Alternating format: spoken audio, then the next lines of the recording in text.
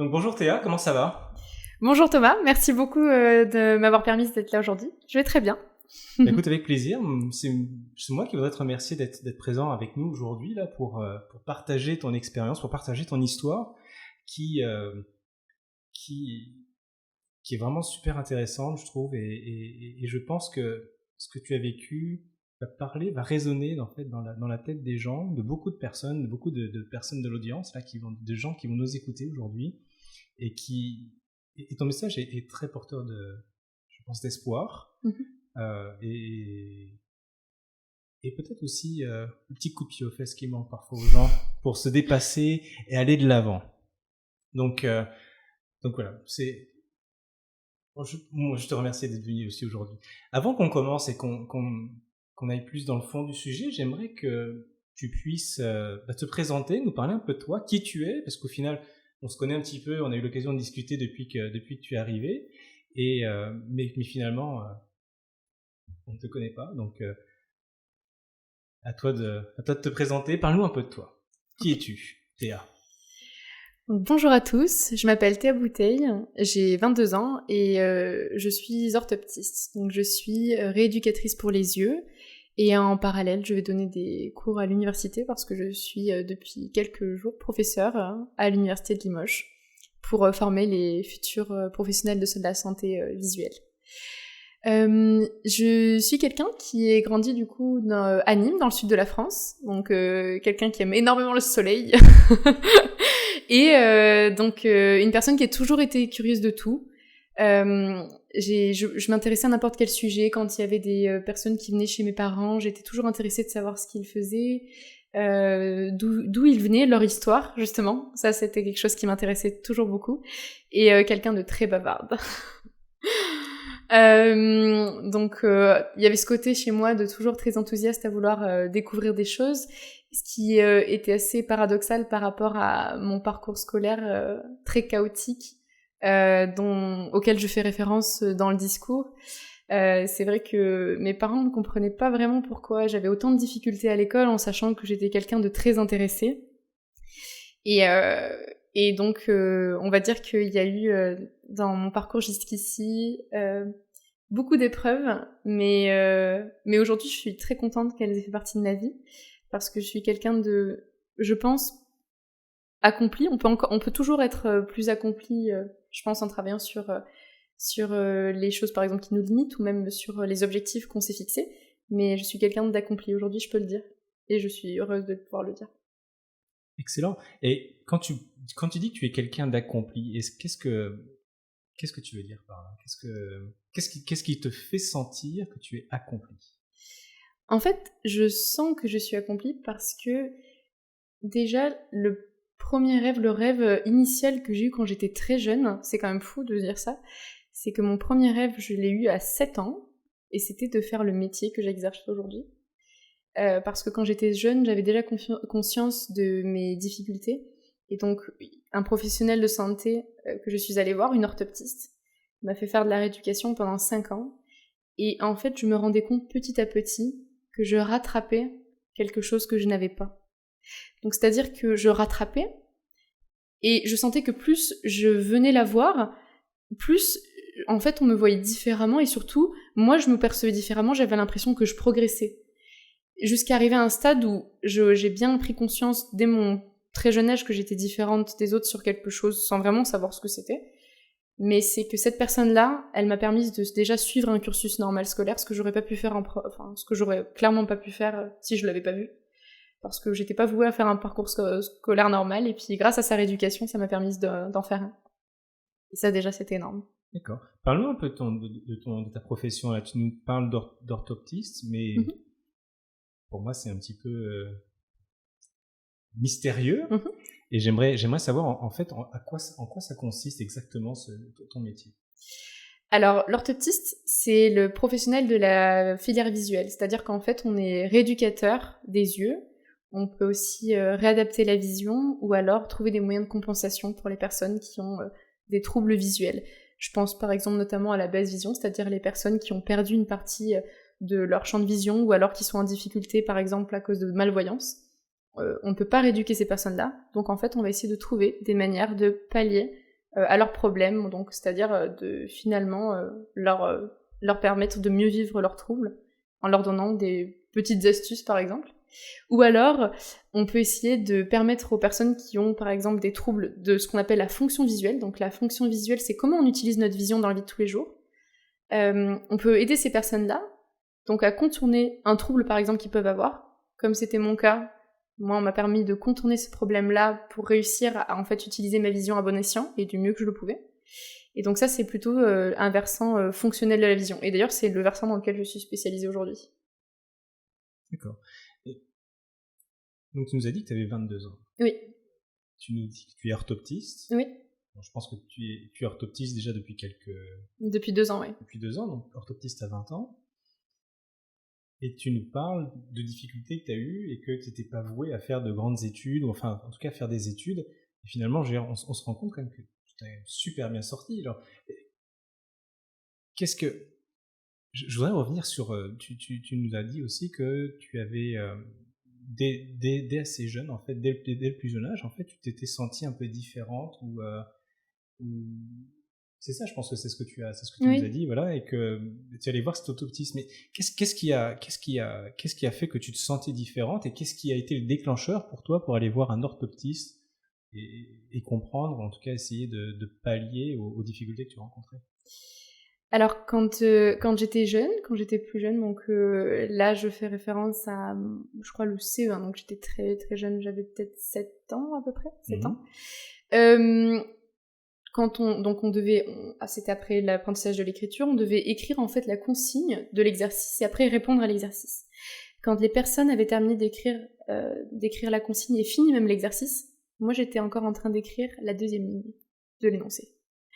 Et donc en fait, je n'arrivais pas à aller vite, je ne comprenais pas pourquoi je n'y arrivais pas, et donc je pouvais même pas faire les exercices, c'est-à-dire que j'étais constamment en train d'essayer de rattraper un retard, et finalement, j'apprenais pas, juste j'essayais de combler un problème que j'avais, c'est-à-dire essayer d'aller plus vite, puis j'arrivais même pas à me relire si j'allais plus vite, c'est-à-dire que ça n'avait aucun sens ce que j'écrivais.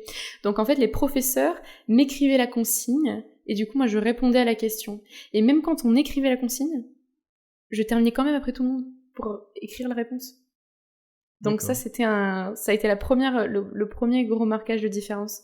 Surtout qu'à cet âge-là, on se demande juste quel est le problème qu'on peut avoir. Et moi, c'est ce que je me suis demandé, parce que du coup, mes professeurs ne comprenaient pas non plus ce que j'avais. Donc j'étais aussi catégorisée comme une élève feignante et comme quelqu'un qui ne voulait juste pas y mettre du sien, alors que ça n'avait rien à voir avec ça. Donc beaucoup de frustration au final. Frustration et difficulté du regard des autres, parce que c'est quelque chose qui m'a suivi pendant très longtemps après derrière. J'ai eu beaucoup de problèmes d'estime de moi avant un certain âge, parce que justement j'avais ce regard constamment difficile avec moi-même, parce que c'était ce qu'on m'avait transmis quand j'étais plus jeune. Je parle pas de mes parents, mais je parle de vraiment le corps enseignant, que je peux pas vraiment leur en vouloir, parce qu'ils savaient pas ce que c'était. Voilà. Ils savaient pas ce que c'était. Mais c'est vrai que c'est quelque chose qui m'a suivi pendant vraiment longtemps, de ne pas savoir ce que j'avais, et surtout, qu'on me rappelle constamment qu'il y avait un problème. D'accord. Et au final, donc, t'es allé voir un orthoptiste, et comment ça s'est passé le diagnostic? Alors, ce qui est très intéressant, c'est que j'ai été rééduquée pendant 5 ans pour des troubles attentionnels visuels. Donc ça veut dire qu'on savait bien qu'il y avait quelque chose en lien avec la vision qui ne fonctionnait pas très bien. Par exemple, normalement, automatiquement, quand on grandit, nos yeux sont censés comprendre que quand on va commencer à apprendre la lecture, on doit apprendre, du coup, la lecture de gauche à droite, qu'après on revient à la ligne. Et ben mes yeux n'ont pas fait cet automatisme. Et ça, typiquement, c'est un des problèmes les plus récurrents que je retrouve en consultation et ce que je soigne le plus souvent. Enfin, soigner est un grand mot parce qu'on appelle ça plutôt rééduquer. Mais donc ce mouvement-là des yeux, moi je ne l'avais pas. C'est-à-dire que mes yeux ne comprenaient pas qu'il fallait faire ça automatiquement. Donc du coup, je suis allée voir une orthoptiste qui a réappris à mes yeux à suivre une ligne, à comprendre que quand on lit un mot, en fait, on fait des bonds avec les yeux. Et que c'est en associant les mots ensemble et en ayant bien un mouvement des yeux, donc horizontal, puis après un mouvement en diagonale pour revenir à la ligne, que du coup on pouvait lire. Donc en fait, ça n'avait rien à voir avec le fait de ne pas savoir, de ne pas comprendre ce que la notion qu'on voulait m'enseigner, c'était juste que déjà mes yeux ne comprenaient pas le mouvement qu'il fallait faire. Et en fait, les orthoptistes avaient bien compris que c'était ce trouble-là aussi que j'avais, donc on appelle ça un trouble de l'exploration visuelle. Des troubles attentionnels en plus parce que mon attention décrochait très facilement, mais on savait pas d'où ça venait, et ça n'a jamais été diagnostiqué, et ça a été diagnostiqué il y a 6 mois. Donc j'ai été diagnostiquée juste avant de partir au Canada, de ma dyslexie et de ma dysorthographie. Ok, donc depuis l'âge de 7 ans jusqu'à maintenant, oui. tu as eu une rééducation... Sans savoir pourquoi j'étais rééduquée. Exceptionnel. Je savais... on a pu mettre des mots sur les troubles que j'avais, mais on n'est pas remonté jusqu'à la cause de ça, en fait. C'est-à-dire que les orthoptistes étaient capables de me dire, tu as un trouble, par exemple, de l'exploration visuelle, tu as un trouble visio-attentionnel, mais d'où est-ce qu'il venait? Ça a été diagnostiqué il y a 6 mois. Et qu'est-ce qui a fait que le diagnostic a été posé finalement il y a 6 mois avant d'arriver ici? Eh bien, en fait, donc j'ai suivi cette rééducation pendant longtemps. J'en ai fait quand j'étais en primaire, après j'en ai fait au collège. J'ai même repris, c'était de mon propre chef que j'ai repris quand j'étais au lycée, parce qu'en passage en première, j'ai senti que pareil, je recommençais à avoir des difficultés, donc j'ai redemandé à faire 1 an de plus pour pouvoir m'exercer. Et en fait, en arrivant en master, j'ai remarqué que quand je suis passée en master 2, tout s'est très intensifié. On avait beaucoup plus de cours, beaucoup plus de choses à connaître. Et en fait, j'avais vraiment des grosses difficultés. Et j'ai eu un cours donc avec une orthophoniste, sur les problèmes qu'on peut rencontrer avec les personnes qui ont, par exemple, une dyslexie, une dysorthographie. Et quand elle parlait des moyens de compensation que vous pouvez mettre en place avec ces enfants, que je peux rencontrer moi quotidiennement dans mon travail, et en fait, tous les moyens de compensation, c'est ce que moi je faisais. Donc je me suis dit, c'est pas possible, là, elle est en train de me décrire, elle décrivait l'enfant qui avait ce problème, ce qu'on mettait en place pour qu'il réussisse. Je me suis dit, mais c'est moi qu'elle décrit. Et du coup, je suis allée la voir à la fin du cours, je lui ai dit, le profil que vous avez décrit, c'est moi. J'ai dit, est-ce que je pourrais faire un bilan avec vous? Parce que je ne comprends pas comment c'est possible, parce que vous êtes en train de décrire exactement ce que j'ai. Donc cette personne-là m'a fait faire un bilan, et à la fin, elle m'a dit, vous êtes dysorthographe, et vous êtes aussi dyslexique, mais sur mon bilan, elle m'a montré en fait la feuille, donc en fait, on avait des voyants verts partout, sur toutes les compétences, sauf sur 2 compétences, et en me montrant ça, elle m'a dit, ça c'est un profil d'une personne qui a réussi à compenser, et à très bien compenser. En fait, vous avez eu de la rééducation orthoptique, mais le fondement de votre trouble neurodéveloppemental, parce que c'est un trouble neurodéveloppemental, ce que j'ai, en fait, je l'ai compensé avec les années, en continuant. Ça a juste exercé mon cerveau à compenser tout ce qui pouvait en tout cas faire quand j'avais de la difficulté, mais le fondement du problème est resté, mais j'arrivais à le compenser grâce aux autres compétences cognitives. Waouh. Impressionnant. Oui. Et donc, sans aller, sans donner trop d'informations sur le discours que tu vas nous proposer dans quelques minutes, que j'ai déjà écouté, qu'on a déjà écouté. Je m'adresse à Hélène qui est à côté de nous, d'ailleurs, que je remercie et qu'on va remercier et qu'on remercie pour le support aujourd'hui et la préparation. Tu nous parles donc, tu nous racontes l'histoire d'un petit poisson à qui on demande de grimper à un arbre. D'où te vient cette idée de petit poisson, justement, à qui on demande d'aller contre sa nature, au final, contre sa nature. D'où ça vient, cette idée? En fait, l'idée du poisson qui grimpe à un arbre, je l'ai vraiment je l'ai eu, donc cette citation-là, on va dire plutôt, elle m'a vraiment fait écho quand en master, je l'ai vu passer plusieurs fois sur mon profil LinkedIn, pour être franche, c'est comme ça, je l'ai vu, et puis je me suis dit, c'est quand même fou parce que j'ai vraiment l'impression de me voir dedans. Et en fait, je me vois dedans parce que un poisson, ça a des nageoires, donc ça peut pas grimper un arbre. C'est-à-dire que ça a des compétences, c'est-à-dire que si on le met par exemple dans la mer, il va aller très vite. Si on met dans la mer, par exemple, un singe, il va pas aller très vite par rapport au poisson. Donc je dis communément un arbre parce qu'on est des humains, donc on est dans la vraie vie. Est-ce que, je dis ça comme ça, mais un poisson ne va pas être capable de faire ça parce que c'est pas ses compétences. Donc à partir du moment où on donne à quelqu'un qui n'a pas du tout ces compétences-là, et surtout des compétences, mais c'est comme un nez au milieu de la figure qui peut pas réussir, qu'on le met devant une épreuve et qu'on lui dit vas-y, maintenant tu vas faire. Alors que déjà il ne part pas du tout avec les ressources pour le faire, et ben justement je pense que c'est ça du coup qui m'a fait me dire, mais si c'est justement en mettant des enfants devant leurs difficultés, sans comprendre qu'il y a en fait un autre moyen de réussir, qu'ils vont penser qu'ils sont stupides. Parce que si on met un enfant qui, par exemple, là je pense par exemple à la dysorthographie, on lui demande de faire une expression écrite, on lui dit attention, hein, tu fais aucune faute. Hein. Un dysorthographe, ça va forcément faire des fautes. Mais parce qu'en fait, il ne stocke pas dans son cerveau la bonne écriture des mots.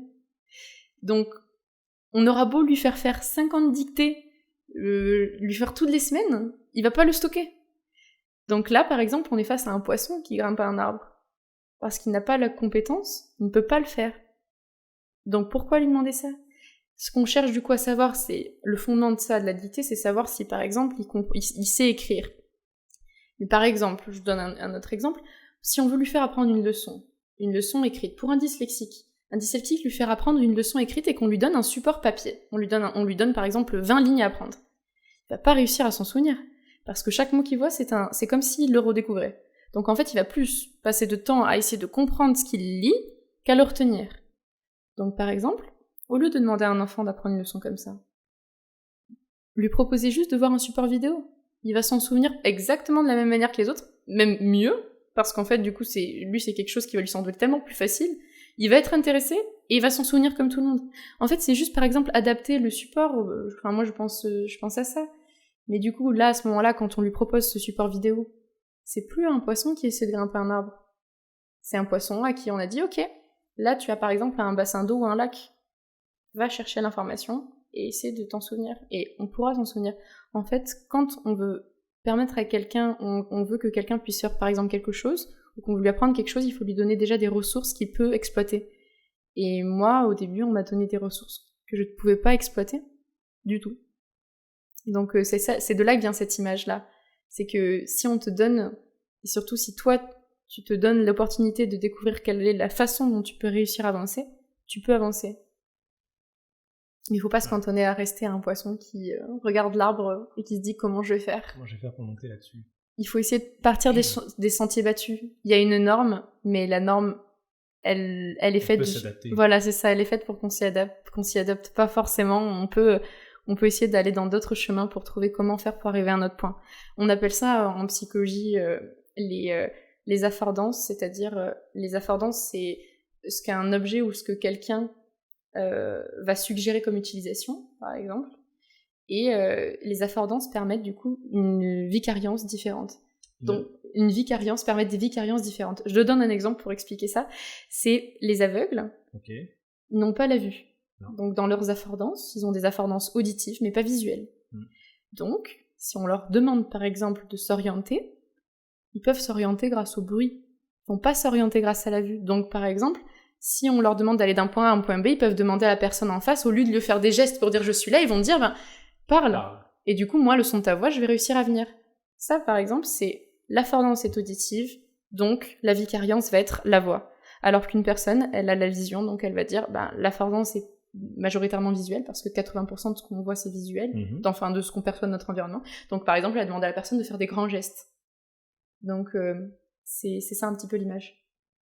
Ça me fait penser un peu aux difficultés, enfin pas aux difficultés, mais aux différentes façons qu'on peut avoir à apprendre. Et je vais parler un peu par expérience personnelle. C'est vrai que de me retrouver face à un bouquin qui est épais comme ça, et puis de me dire faut que je le lise, faut que je passe au travers, que je le lise, j'aurais plus tendance, moi, à aller chercher des exercices, et puis à faire ces exercices et à appliquer directement ce que je lis, enfin, appliquer les notions que je vais ensuite lire dans le livre, plutôt que d'apprendre quelque chose de plus abstrait. Pour moi, il faut que ce soit quelque chose de concret. C'est ma façon d'apprendre. Et au final, ça se rapproche un peu sans aller dans les mêmes troubles que tu rencontres là.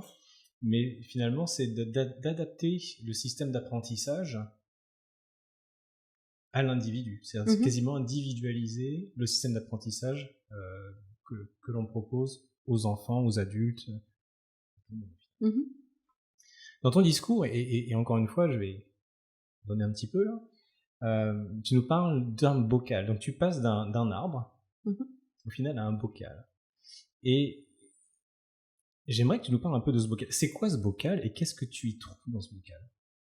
En fait, le bocal, je vois ça comme la métaphore de ce vers quoi on veut tendre, parce qu'on se dit, tout le monde, enfin les gens autour de nous tendent vers ça, tendent vers cet idéal-là, ils y sont arrivés, pourquoi est-ce que moi je pourrais pas réussir? Et du coup on se dit, on va faire exactement pareil et on va réussir à arriver là. Sauf qu'en fait c'est pas comme ça la vie, enfin, quand on l'expérimente, on se rend bien compte que c'est pas en essayant de chercher à être comme tout le monde, et à surtout réussir de la même manière que les autres, qu'on va réussir à arriver dans justement ce qui nous est destiné. Moi, j'ai essayé pendant longtemps de me dire, ok, comment est-ce qu'ils font pour réussir? Ou comme ça, c'est pas possible, je vais quand même réussir, moi. Et puis je demandais, mais comment tu fais? Du coup, par exemple, je me souviens d'une amie au lycée qui me disait, moi, le soir, je vais à cette heure-là, précisément, je relis 5 fois, et le matin 5 fois, je l'ai essayé maintes et maintes fois, cette pratique, mais ça n'a jamais fonctionné. Ça n'a jamais fonctionné, ouais. Et du coup, moi, là, je tends vers justement l'idéal de me dire, ok, je vais arriver dans ce petit bocal, je vais réussir à atteindre mon but par le même biais que cette personne-là, alors que c'est pas du tout le cas. C'est pas en essayant de me cantonner à la façon dont je vois que tout le monde fait, et que c'est comme ça que ça a l'air de fonctionner, qu'on va réussir. Du coup, c'est le jour où je me suis dit, ok, peut-être que tu vas prendre un chemin différent, peut-être que ça va pas du tout marcher, et si ça se trouve, tu vas allouer énormément de temps à quelque chose qui fonctionnera pas, mais tente, parce que t'as bien vu que le reste, il fonctionne pas. Donc la manière que tout le monde utilise, elle ne fonctionne pas avec toi. Et c'est là où, du coup, il y a la différence entre le bocal et la mer, c'est qu'en fait, je me donne l'opportunité d'essayer quelque chose qui peut échouer, mais le fait d'y croire et de me dire, ok, on va le tenter, et puis au pire, si ça marche pas, on se dira, ok, ça veut dire que c'est quelque chose en moins qui fonctionne pas, et donc du coup, ça donne d'autres possibilités. C'est pour ça que je parle d'innombrables possibilités et d'opportunités. Et d'ailleurs, le fait de changer son cap, c'est-à-dire on va dire de changer la manière dont on va appréhender les choses, ça fait aussi que les gens se disent, ah, cette personne-là, elle a réfléchi différemment, et ça fait même sortir du lot. Enfin, à mon sens, ça fait sortir du lot, parce que du coup, on va s'y intéresser en se disant, mais moi, j'y aurais pas du tout pensé, et c'est ça aussi qui fait que les gens peuvent sortir du lot. Et pour ma part, c'est ce qui a permis de faire que je suis sortie du lot par la suite. Parce que j'ai appréhendé la vie d'une manière différente. Et du coup, je l'ai surtout mis en pratique et dans des cas concrets. D'accord. Mais ton bocal à toi, c'était quoi? On sait quoi peut-être encore? Parce que je sais pas si c'est toujours le cas. Non. Mon bocal, c'était de me dire, ok, alors, il y a un métier que j'ai envie de faire, je vais travailler pour essayer d'arriver à ça. Et puis quand je suis là-dedans, c'est bon, je dois m'estimer heureuse, déjà j'ai réussi à arriver là. Et du coup, je me suis dit, quand je suis arrivée dans ma formation, je me suis dit, ouf, c'est bon, alors on va se faire toute petite, on ne va pas montrer qu'on a très peur d'échouer, et puis dans 3 ans, on a un cabinet, on est bien, et on reste dedans. Et en fait, pendant ma formation, je me suis dit, mais déjà, pendant ma formation, j'ai travaillé à l'hôpital, j'ai travaillé dans des structures qui m'ont pas du tout plu, c'était pas du tout ce à quoi je m'attendais, ça m'a vraiment pas plu. Je me suis dit, mais est-ce que tu devrais vraiment faire ça? Je me suis encore questionnée, est-ce que j'ai vraiment envie de faire ça? Parce que c'est pas du tout ce à quoi je m'attendais. Et après je me dis, mais non, dans mon petit cabinet, je vais être bien, je vais être sereine, il y aura personne pour juger ce que je vais faire. Et en fait, à la fin, je me suis dit, mais Théa, il y a tellement de choses à faire. Tu vas pas te cantonner à juste te mettre dans ton cabinet et rester cloîtré et faire ça pendant 40 ans.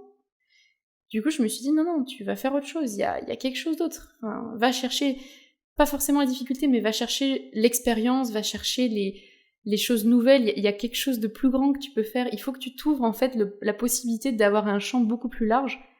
Parce que si tu te cantonnes à ça toute ta vie, au bout d'un moment, ça va tourner en rond. Tu vois, dans ton bocal, tu vas tourner ça, en rond. C'est exactement ça, tu vas tourner en rond dans ton bocal. C'est là que je me suis dit, est-ce qu'on peut faire une autre formation, par exemple dans mon métier? Alors il y avait des formations complémentaires, des formations de 2 jours, des choses comme ça, mais j'avais envie d'un truc plus gros. Alors j'ai regardé, effectivement, il y avait 2 masters en France ouverts pour les orthoptistes, 2, avec 20 places, je crois, chacun, en sachant que c'était ouvert à tous les professionnels de santé, donc pas non plus beaucoup de place. Donc j'ai candidaté, j'ai cherché par tous les moyens à avoir des lettres de recommandation, ce genre de choses, et puis du coup j'ai été prise, et en fait à partir de ce moment-là, je me suis dit, ok, là, c'est là où j'ai commencé à sentir la flamme. En fait, je me suis dit, là, je me sens... La flemme ou la flamme? La flamme, pardon, la flamme. Je me suis sentie au bon endroit. Je me suis dit, là, il y a quelque chose à faire. Là, il y a vraiment quelque chose. Et en fait, à partir du moment où je me suis donné l'opportunité de faire ce master-là, j'aurais jamais pensé dans ma vie que je ferais un master. Je me souviens même que pendant un cours d'anglais où on nous demandait de poser des questions, pour essayer d'exercer un petit peu, s'échauffer en anglais, on m'a posé la question, de quoi est-ce que tu es la plus fière? Eh bien moi, la première chose qui m'est venue en tête, c'est de répondre d'avoir été prise en master. Parce que de ma vie, jamais j'aurais pensé déjà que je candidaterais. Et que je serais prise.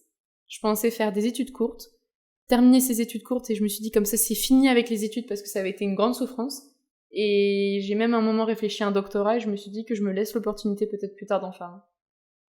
Donc c'est ça, le petit bocal, c'était le fait de penser que la vie s'arrêtait à la fin de mon objectif et de me conforter dans la fin de mon objectif. Et c'est quel master que tu as passé? J'ai fait un master dans le handicap sensoriel et cognitif. En fait, ça ouvre au champ de la rééducation, réadaptation des handicaps. C'est mieux connaître chacun des troubles qu'on peut rencontrer au quotidien dans les handicaps, qu'ils soient sensoriels ou alors d'origine cognitive. Mieux les comprendre, mieux les appréhender pour mieux après accompagner les gens qui sont porteurs de ces troubles-là. Et surtout, c'était axé sur la pluridisciplinarité, le fait de travailler avec tous les professionnels de santé ensemble. Parce que moi, je suis très partisane de la phrase seul on va vite, mais ensemble on va plus loin. Et je pense que c'est vraiment essentiel pour les enfants qu'on veut accompagner.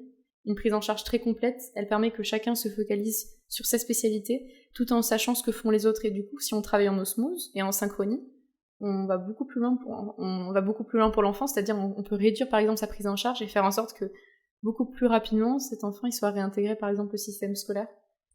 Une meilleure coordination. Oui, c'est ça, tout à fait. Non, c'est une super idée, je trouve, très intéressante, et puis quelque part aussi super porteuse d'espoir, je trouve. Et je suppose que ce master, en fait, c'est dans l'image que tu véhicules, c'est ton saut vers la mer, c'est ça? Oui, c'est ça. C'est là où vraiment je me suis dit, je me sentais vraiment à ma place. Je me sentais à ma place et je me suis dit, là tu vois toutes les opportunités que tu as, et en fait tu as juste à y aller, c'est tout. Il n'y a pas d'obstacle. En fait, ton propre obstacle, à ce moment-là, je me suis dit, c'est juste moi. Il n'y a plus d'obstacle réellement qui vient de l'extérieur. Maintenant, c'est moi. Et comme je dis, on peut rencontrer des personnes sur le chemin qui vont faire que ça va être plus difficile, mais en soi, il n'en tient qu'à nous d'essayer de ne pas y faire attention, ou alors de juste, hop, je vois un obstacle ici, soit je vais tout droit, soit je trouve un autre chemin, soit je l'affronte. C'est juste une question de choix, en fait. Et quels sont les obstacles que tu penses que tu trouveras en étant dans la mer? Parce que tu parles de la mer, tu parles de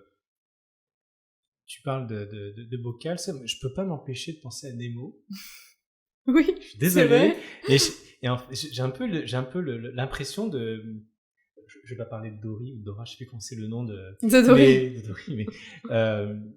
Mais je peux pas m'empêcher de penser en fait à cette aventure, effectivement, finalement de partir à l'aventure, de se dépasser, de sortir de soi. Et puis dans le dessin animé, il y a toujours les prédateurs qui sont là. Et pour toi, dans ta carrière, dans ton schéma de vie professionnelle, voire même de vie tout court, quels sont les prédateurs que tu estimes ou que tu penses rencontrer sur ta route? Alors le premier prédateur, je pense qu'on peut rencontrer sur sa route, déjà, c'est soi-même. Parce que je me suis rendu compte, en parlant avec une amie, que le premier, justement, prédateur que j'avais, c'était moi. Parce que j'ai pensé pendant longtemps que j'avais un problème d'illégitimité dû à mon âge. Et cette personne-là m'a fait juste comprendre que c'était moi-même, en fait, qui me mettait cette barrière-là. Je me suis dit, mais je suis jeune. Et en fait, à force de me le répéter, j'avais l'impression que c'était ce que les autres pensaient de moi. Et du coup, quand ils faisaient par exemple la réflexion ou alors la référence au fait que j'étais jeune, je prenais ça directement comme une agression et de me dire que j'étais pas légitime d'être là où j'étais. Ou alors qu'on n'allait pas me prendre au sérieux parce que j'étais jeune, alors qu'en soi, c'est pas une remarque c'est une remarque très lambda, hein. C'est un constat, c'est vrai. Et factuellement. Exactement. Donc ça, déjà, je pense que la première personne qui va être l'obstacle, c'est nous. Après, les obstacles que je pense rencontrer, je pense qu'on en a tous. Peut-être des gens qui n'ont pas encore compris ça dans la vie, qui n'ont pas fait le même cheminement, enfin, personne fait le même cheminement, mais des gens qui n'ont pas encore fait un travail sur eux-mêmes, à mon sens. Il y a des gens qui ne comprennent pas. Dans mon expérience, j'ai suivi des moments compliqués dus à des professionnels, justement, qui ne comprenaient pas la joie de vivre que je pouvais avoir, l'épanouissement que je pouvais avoir dans mon travail. Elle prenait ça aussi de manière très hautaine, comme si le fait d'être sûre de moi dans ce que je dis, c'est parce que, en fait, je suis juste passionnée par ce que je dis, j'aime me renseigner. Et donc, on a souvent pris ça pour quelque chose d'hautain. Ce qu'on m'a plusieurs fois d'ailleurs reproché, même dans mes études, quand j'étais en alternance, hein, on m'a dit, mais tu penses que tu connais tout? Je dis non, c'est pas que je pense que je connais tout. C'est qu'en fait, les choses m'intéressent, donc je vais regarder, mais si j'ai tort, dis-le-moi. Je ne prétends pas avoir la science infuse, et je pense que ça peut être un obstacle qu'on peut tous rencontrer, c'est que justement on soit tellement passionné par ce qu'on dit que les gens ont pensé qu'on croit qu'on sait tout, alors qu'en fait on sait pas tout, mais on est justement totalement enclin à la discussion et à apprendre plus. C'est pas qu'on pense qu'on sait tout. Ouais, un problème de perception, un problème de regard de l'autre, des autres, et puis tous à un moment donné, je pense, ce petit problème de légitimité, on se dit, mais toujours tendance à se comparer aux autres, et puis à se dire, mais qu'est-ce que je vaux, moi, par rapport à l'expérience des autres, et c'est assez frustrant, je pense. Ça doit être assez frustrant, en tout cas, non? Oui, totalement. Et donc là, maintenant, c'est quoi, qu'est-ce qui vient maintenant là? Qu'est-ce qui, pour reprendre une façon de dire les choses ici, qu'est-ce qui s'en vient? Alors, ce qui s'en vient, c'est que la semaine dernière, j'ai signé un contrat à l'université de Limoges, en France, pour être professeur dans la filière orthopsie, pour enseigner mon métier aux étudiants. Et donc là, par exemple, c'est typiquement un exemple très concret de sortir de sa zone de confort. Parce que l'enseignement, on voit ça comme par exemple la personne qui va beaucoup lire, beaucoup écrire au tableau, ce genre de choses. Enfin, en tout cas, moi, c'est comme ça que je l'ai perçu pendant très longtemps. Hein. La perception nous est propre, mais c'est comme ça que moi, je le perçois quand je vois quelqu'un, un professeur. Donc, pour quelqu'un qui, finalement, est dyslexique et dysorthographique, on penserait pas que cette personne va faire professeur, parce qu'il faut écrire des mails, parce qu'il faut écrire des cours. J'ai une façon, moi, de voir l'enseignement qui est peut-être un petit peu différente, en tout cas de certaines autres personnes, ou en tout cas de ce que j'ai pu voir dans mes apprentissages. Moi, je vois aussi le professeur comme un accompagnant, pas quelqu'un justement qui pense tout savoir. C'est-à-dire que je veux donner à chacun des étudiants la clé pour trouver ce qui le passionne. Parce que je pense que quand on est passionné, on va forcément réussir. Parce qu'on va forcément essayer de trouver les moyens pour réussir. Le spectre de l'orthopsie est très large. On peut travailler à l'hôpital, on peut travailler chez un ophtalmo, on peut travailler à son compte, on peut travailler dans des structures spécialisées, on peut travailler la sphère sensorielle de notre métier, c'est-à-dire vraiment l'œil en lui-même, tout ce qui est organique. On peut travailler le moteur, c'est-à-dire comment fonctionnent les yeux, comment bougent les yeux, est-ce que la fusion des yeux pour faire qu'une seule image et mieux appréhender le monde. On peut travailler dans le fonctionnel comme la neurovision, moi ce en quoi je me suis spécialisée. Donc, c'est trouver où est notre objectif, qu'est-ce qui nous allume l'âme pour justement réussir à mettre en place les choses pour y arriver.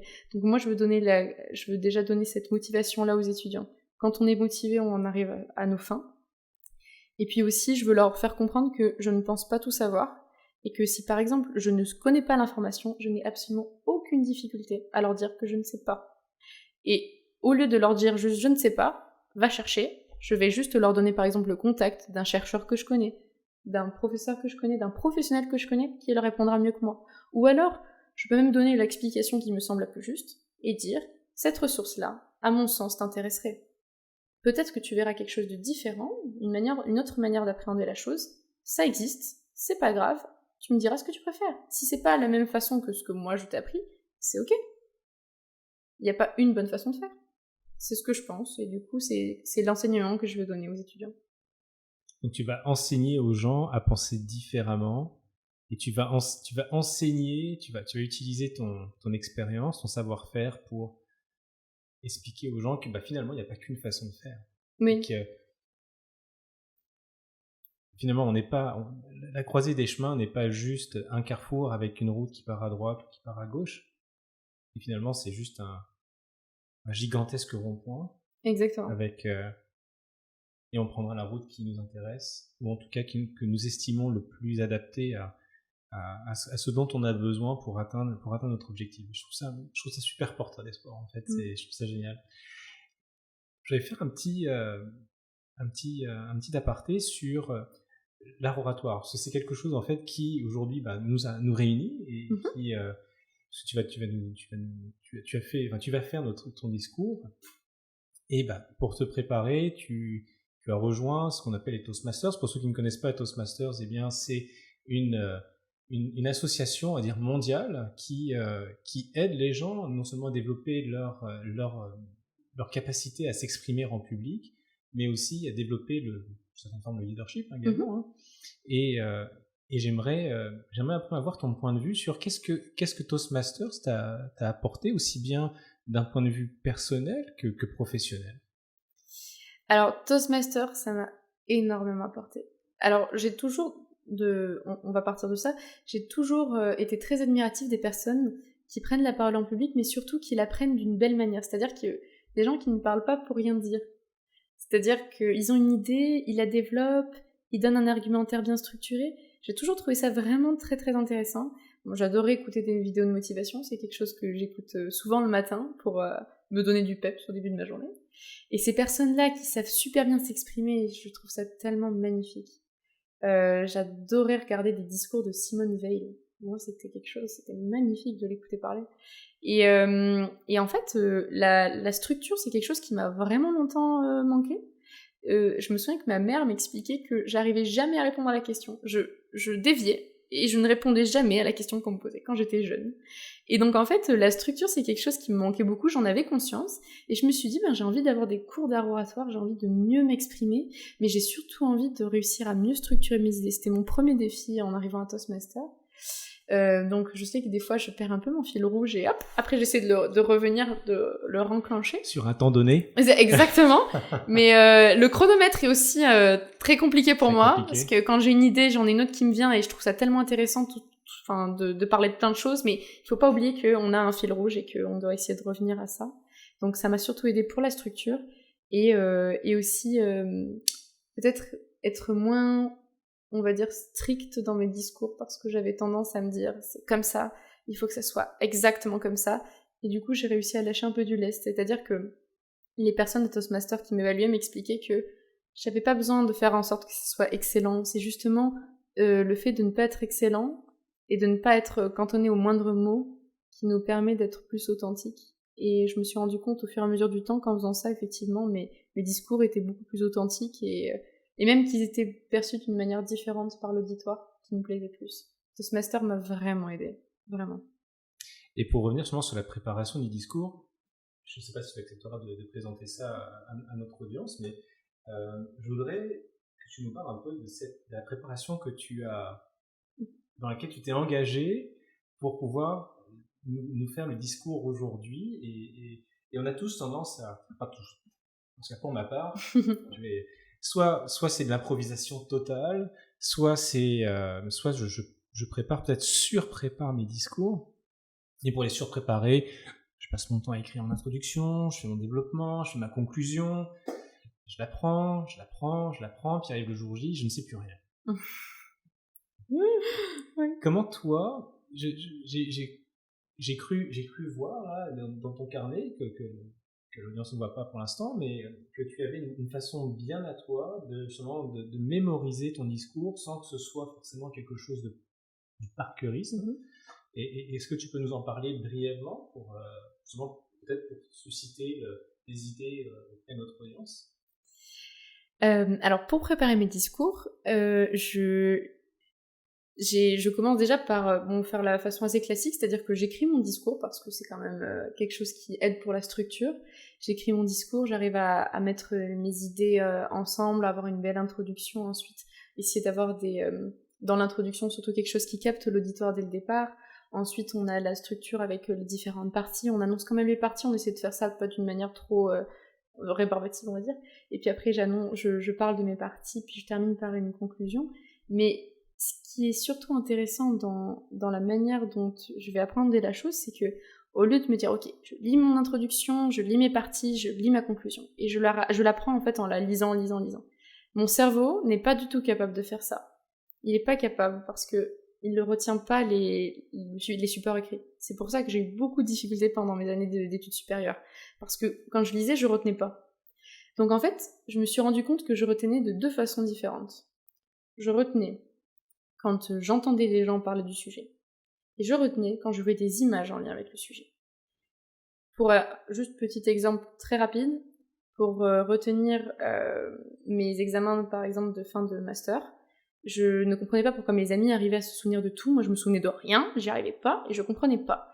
Et au bout d'un moment, je leur ai dit, est-ce qu'on peut se faire une session à l'oral où on travaille nos examens? Donc je suis allée chez une amie, donc on était donc 3 amis. On a travaillé ça à l'oral. À la fin de la journée, je connaissais autant qu'elle sur les sujets. C'est-à-dire qu'il n'y en avait pas une qui était meilleure que l'autre. Donc en fait, le support oral m'aide beaucoup.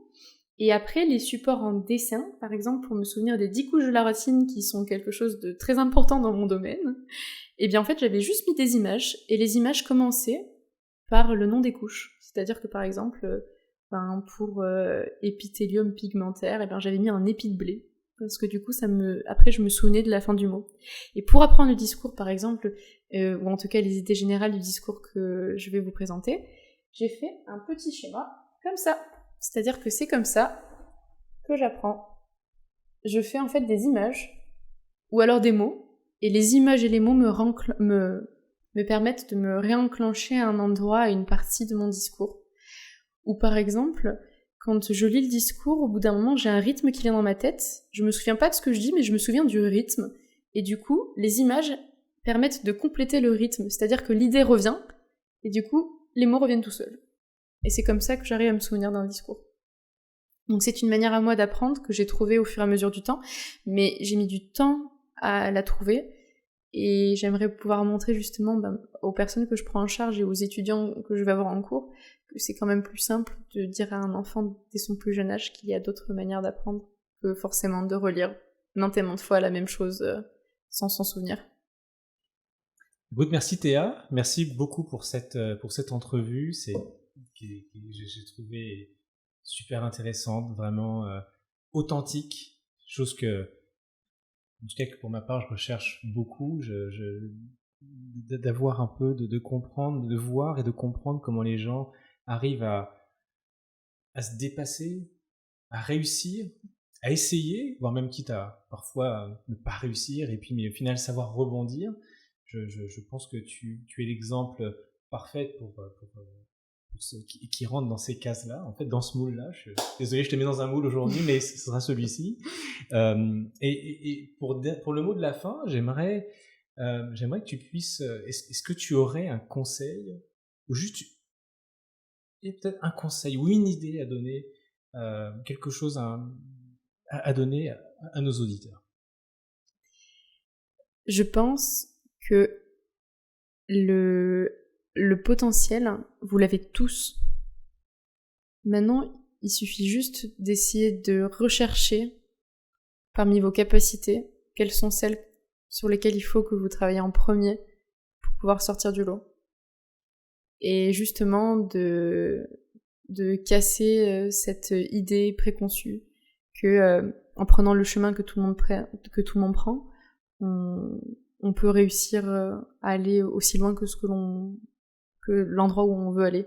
Je pense vraiment qu'il faut que vous vous fixiez vos objectifs, mais surtout que vous essayiez de nombreuses façons d'y arriver. Pas la classique, parce que la classique, elle va fonctionner pour certaines personnes, mais vraiment pas pour la majorité. Merci beaucoup Théa, merci beaucoup à nos auditeurs. Merci. Je vous donne rendez-vous pour la prochaine session. Je ferai des annonces au préalable. Et écoutez, merci de votre attention et puis au plaisir. Merci beaucoup Théa. Merci beaucoup Thomas.